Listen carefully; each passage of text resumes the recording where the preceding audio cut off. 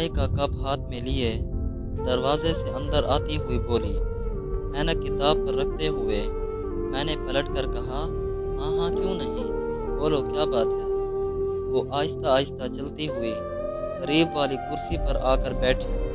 चाय मेज़ पर रखते हुए बोली, चाय पीकर देखिए ना कैसी बनी है। इससे पहले कि मैं चाय पीकर बताता कि कैसी बनी है, मैंने इस बात का जानना ज़्यादा ज़रूरी समझा जो वो करना चाहती थी, और पूछा कि क्या बात है, पहले वो तो बता दो।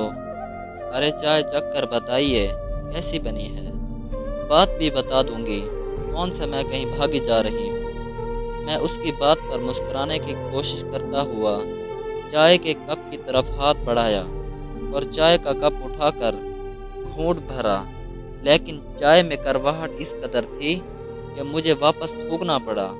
और मैंने गुस्से से पूछा, ये क्या है, चाय बनानी नहीं आती तुम्हें, ये कैसी चाय बनाई है, इतनी कड़वी। वो मुस्कुराती हुई कुर्सी से उठकर खिड़की में जाकर खड़ी हुई।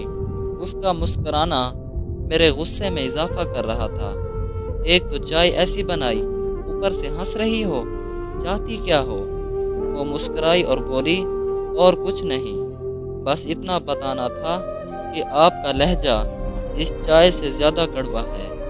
अगर आप इस कड़वी चाय का एक घूंट हलक से नहीं उतार सके तो सोचिए कि आपके लहजे के हज़ारों कड़वे घूंट एक नाजुक औरत कैसे रोज़ सह लेती है।